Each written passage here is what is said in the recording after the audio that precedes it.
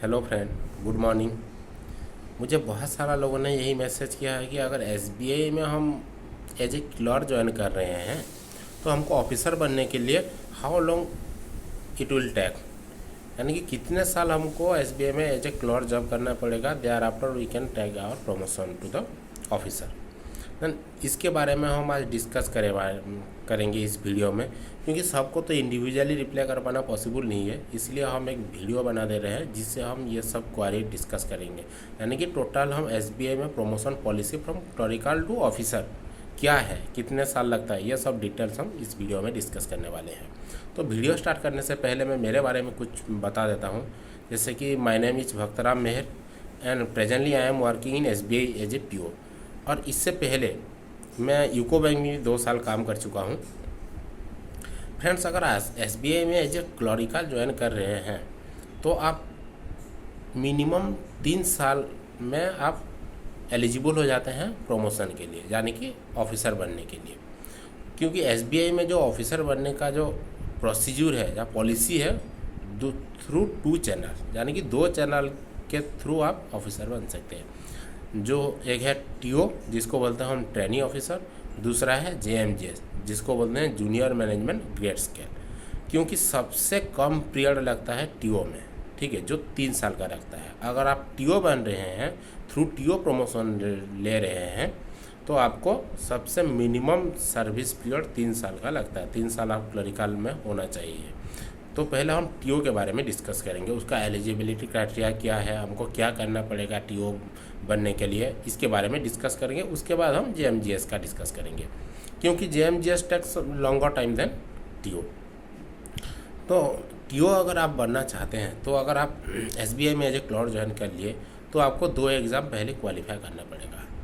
वो है जेएआईएबी and CAIIB, यानी कि junior associates of Indian Institute of Bankers, and दूसरा है certified associates of Indian Institute of Banker which is conducted by the IIBM, यानी कि Indian Institute of Banking and Finance. जो कोई भी पब्लिक सेक्टर बैंक में काम कर रहा है वो इस एग्ज़ाम दे सकते हैं। इसका मेंबरशिप लेके, आईआईबीएम का मेंबरशिप लेके ये एग्ज़ाम दे सकते हैं। साल में 2 बार होता है, एक जून जुलाई के होता है, एक नवंबर दिसंबर में होता है। तो ये एग्ज़ाम आप दे सकते हैं और क्लियर कर सकते हैं अगर आप ऑफिसर हैं, चाहे क्लरिकल हैं, जो भी हैं। अगर आप बैंकर्स हैं तो ये एग्ज़ाम दे सकते हैं, आप एलिजिबल हो जाते हैं ये एग्ज़ाम देने के लिए। तो अगर आप जेआईबी सीआईबी क्लियर कर रहे हैं 3 साल के अंदर, और एसबीआई में क्लरिकल हैं और आपको ये जेआईबी सीआईबी 3 साल के अंदर क्लियर कर लिए, तो 3 साल के बाद क्या होगा, हर एक सर्किल, क्योंकि एसबीआई में करीब 17 या 18 सर्किल होता है अक्रॉस इंडिया, और हर एक सर्किल का अलग अलग एलएचओ होता है, लोकल हेड ऑफिस जिसको हम बोलते हैं। अलग अलग एलएचओ अलग अलग वैकेंसी निकालता है टीओ के लिए। यानी कि पहले वो लिस्ट निकाल लेगा कि ये क्लरिकल है, 3 साल का इनका जॉब क्लियर सर्विस पूरा हो गया है, इसके साथ साथ इन्होंने जेआईबी सीआईबी क्लियर कर रखे हैं, तो ये एलिजिबल है टीओ के लिए, मतलब टीओ प्रमोशन पाने के लिए एलिजिबल है। पहले ये लिस्ट आ जाएगा। आप अगर जेआईबी सीआईबी क्लियर कर चुके हैं तो आपका लिस्ट आ जाएगा कि आप एलिजिबल हैं to take promotion to the TO. तो आपका पहले लिस्ट आ जाएगा अलग अलग एलएचओ में। अगर आप जेआईबी सीआईबी क्लियर कर ले, आपका लिस्ट है, तो आप अभी टीओ बन सकते हैं। उसके अकॉर्डिंग क्या करता है एलएचओ, अलग अलग वैकेंसी निकालता है, एज पर रिक्वायरमेंट।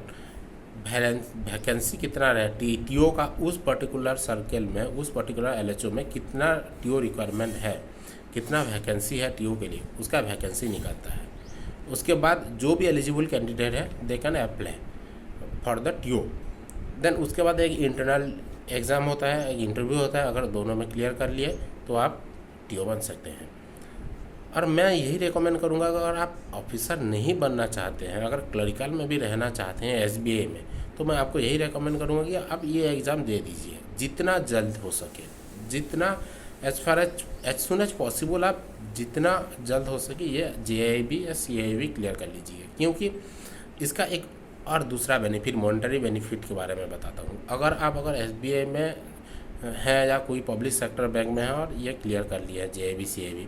पहले अगर JIB क्लियर कर लेते हैं तो आपका एक इंक्रीमेंट बढ़ जाता है, उसके बाद CIB देना पड़ता है, CIB देने के बाद 2 इंक्रीमेंट, यानी कि अगर आप क्लरिकल हैं तो आपका 3 इंक्रीमेंट बढ़ जाता है अगर JIB CIB क्लियर कर लेते हैं।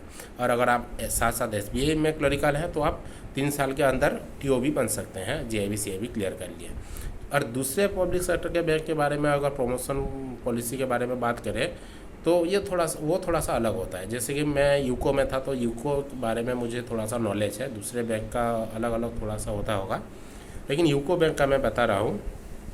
लेकिन हम मोटा मोटी बोल सकते हैं कि हर एक नेशनलाइज बैंक का प्रमोशन पॉलिसी यही होता है, क्योंकि SBI का थोड़ा सा अलग होता है।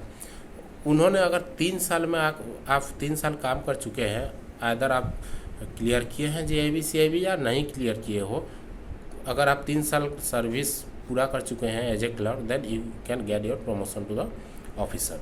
ये दूसरे पब्लिक सेक्टर बैंक में होता है। लेकिन SBI में अगर 3 साल जब क्लियर किया ये है, 3 साल के अंदर आपको JIB CIB भी क्लियर करना होता है, उसके बाद ही आप TO बन सकते हैं। अगर सपोज मान लो आप JIB CIB क्लियर नहीं किए हो, यानी कि आप अगर सपोज नहीं पढ़ पाए, उतना टाइम नहीं मिल पा रहा है या मन नहीं कर रहा है पढ़ने के लिए, आप अगर JIB CIB क्लियर नहीं किए हो तो आपको क्या होता है 6 साल वेट करना पड़ता है ऑफिसर बनने के लिए, जिसको बोलते हैं हम JMGS, junior management grade scale. 6 साल बाद वही निकालेगा, LHO से वैकेंसी निकालेगा, वही लिस्ट एलिजिबल कैंडिडेट्स लोगों का लिस्ट निकालेगा कि कौन कौन सा एलिजिबल है JMGS बनने के लिए और कितना JMGS का वैकेंसी, ये सब लिस्ट निकालेगा। और आप अगर एलिजिबल हैं 6 साल में आप अप्लाई कर सकते हैं। उसके बाद भी एक इंटरनल एग्ज़ाम होता है और उसके बाद इंटरव्यू होता है, और आप उसमें क्लियर कर दिए तो आप इजीली JMGS बन सकते हैं।